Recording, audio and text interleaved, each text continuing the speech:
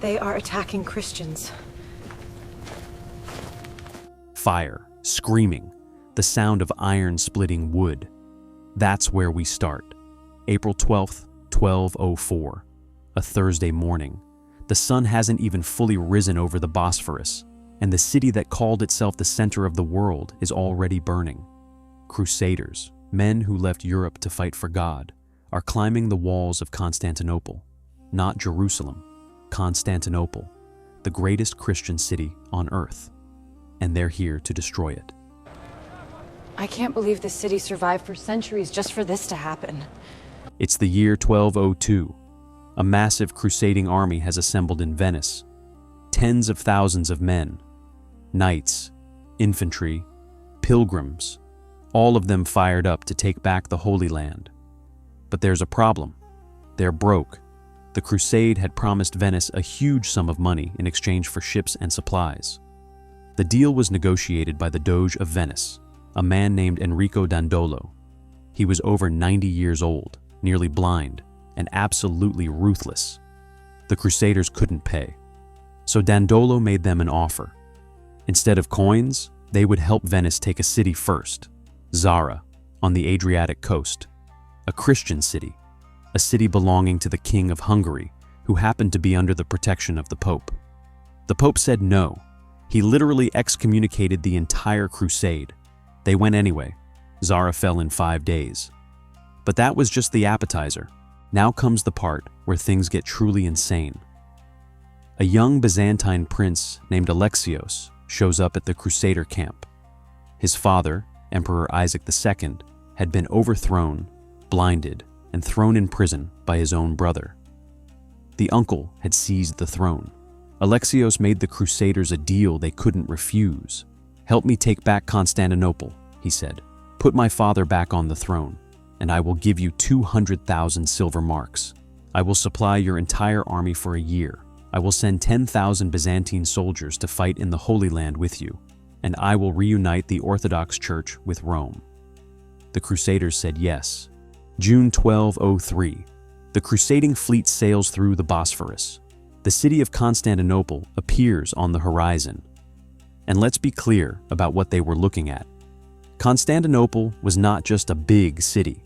It was the city, the largest, wealthiest, most fortified city in the entire Christian world. Its walls, the Theodosian walls, had held for over 800 years. No enemy had broken through them, not the Persians, not the Arabs, not the Bulgarians. The population was somewhere between 400,000 and 500,000 people, in an era when London had maybe 20,000. The harbor was protected by a massive iron chain stretched across the Golden Horn. The fleet defending it was the most powerful in the Eastern Mediterranean, and the Crusaders looked at all of this and attacked. The assault on the harbor chain was dramatic. Venetian warships rammed the chain. Archers and crossbowmen exchanged fire across the water. The Byzantines launched Greek fire, a weapon so terrifying it still isn't fully understood today. It burned on water. It couldn't be extinguished with water. It stuck to everything it touched. The Crusaders broke through anyway. Then came the land assault on the walls. The Venetian galleys had towers built on their masts. These towers were higher than the sea walls. Soldiers could literally jump from the ship onto the top of the wall. Enrico Dandolo, the blind 90-year-old Doge of Venice, personally stood at the prow of his galley during the assault, under fire, with the banner of St. Mark in his hands. Whether this is pure heroism or insane recklessness, you decide. But it happened. His men saw their old leader standing there, refusing to back down, and they charged. The Venetians took a section of the wall. The Byzantine army panicked and pulled back. The Crusaders didn't fully exploit the breakthrough. They stopped, uncertain. But the damage was done. That night, Emperor Alexios III, the usurper uncle, took his crown jewels, took his personal treasury, and quietly fled the city. Gone, just like that. The people of Constantinople freed the old blind emperor from prison. Isaac II was back on the throne, and his son, the young Alexios, who had made the deal with the Crusaders, was crowned co-emperor as Alexios IV. Problem solved, right? Wrong. The money wasn't there. The 200,000 silver marks Alexios had promised? The Byzantine treasury didn't have it. The emperors started melting down church ornaments to pay the Crusaders. They stripped gold from sacred icons. They taxed their own people into fury. The people of Constantinople, proud, ancient, deeply orthodox, watched foreign crusaders camped outside their walls, saw their own emperor humiliating himself to pay them, and they seethed. Riots broke out in the city, a pogrom against the Latin inhabitants of Constantinople. Then a massive fire, one of the largest in the city's history, that burned for days and destroyed entire districts. The whole city is burning behind me. The Crusaders blamed the Byzantines. The Byzantines blamed the Crusaders. And then the situation exploded from the inside. A Byzantine nobleman named Alexios Mourtzouphlos had had enough. He led a palace coup, had Alexios IV seized and thrown into a dungeon, and declared himself emperor. A few days later, Alexios IV was strangled in his cell. He was 20 years old. Mourtzouphlos immediately told the Crusaders, "Deal's off. Get out." The Crusaders had no money, no payment, nowhere to go. They had spent almost 2 years in this detour. They were angry, hungry, and they had an army. So they decided to take the city. This is where we return to April 1204. The first assault, on April 9th, was a disaster. Storms pushed the Venetian ships away from the walls. The attacking forces were repelled. The Byzantines were jubilant. They hung their shields on the walls to mock the Crusaders. 3 days later, the Crusaders came back. The fighting was brutal and close. Men grappled on the tops of walls 30 meters above the water. Ladders were thrown up against the stone. Archers fired point blank. Crossbow bolts punched through armor.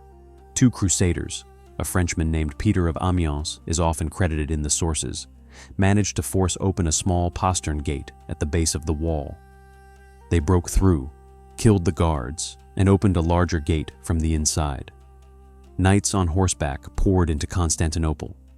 The Byzantine Emperor Mourtzouphlos, the man who had murdered the previous emperor and seized the throne, looked at what was coming through his walls, and he ran. He fled so fast he abandoned his imperial tent, his treasury, his soldiers, and his crown. The city was open. The walls have been breached. Everything around me is on fire. What happened next is difficult to describe calmly, because it wasn't calm. 3 days of looting. That was the agreement the Crusaders had made among themselves before the assault. 3 days of plunder. Officially structured. Officially permitted. What they did in those 3 days was one of the worst cultural catastrophes in history. The churches were stripped.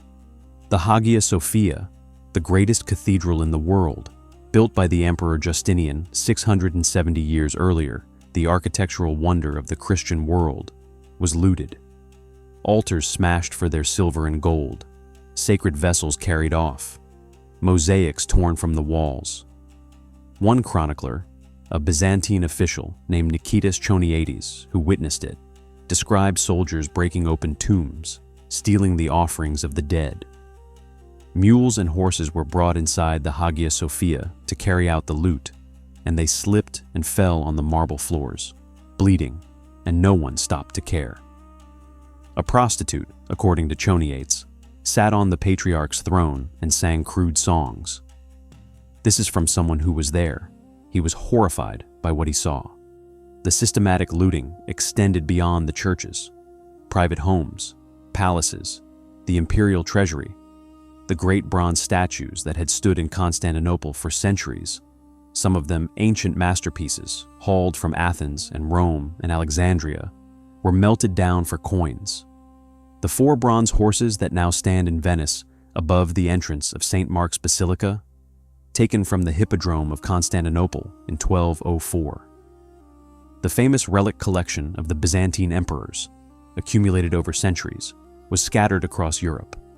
The crown of thorns, pieces of the true cross, bones of apostles. These ended up in Paris, in Rome, in Cologne. The number of artworks, manuscripts, and relics destroyed or lost forever cannot be calculated.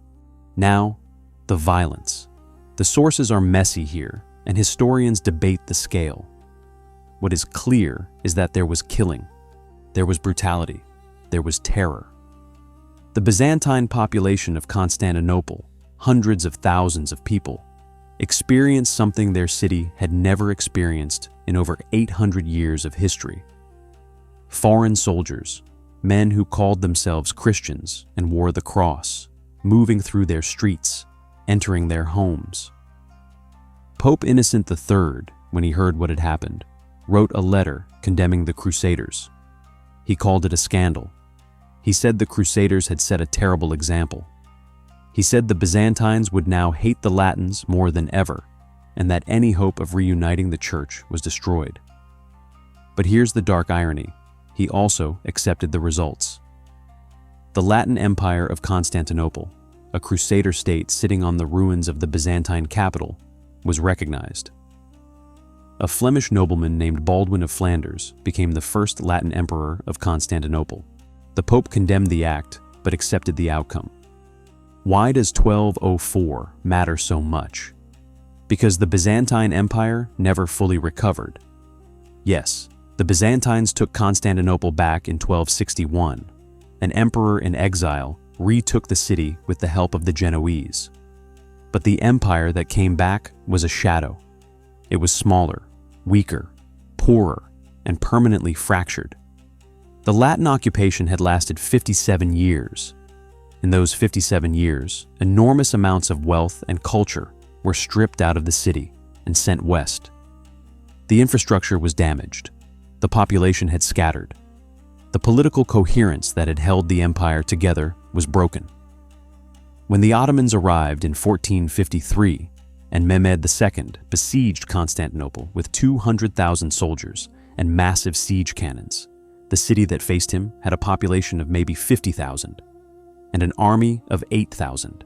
8,000 men defending a city that had once been home to 500,000. The fall of Constantinople to the Ottomans in 1453 is one of history's great turning points. But you cannot fully understand 1453 without understanding what happened in 1204. The Fourth Crusade didn't just sack a city, it broke an empire. And that broken empire left a vacuum that the Ottomans eventually filled.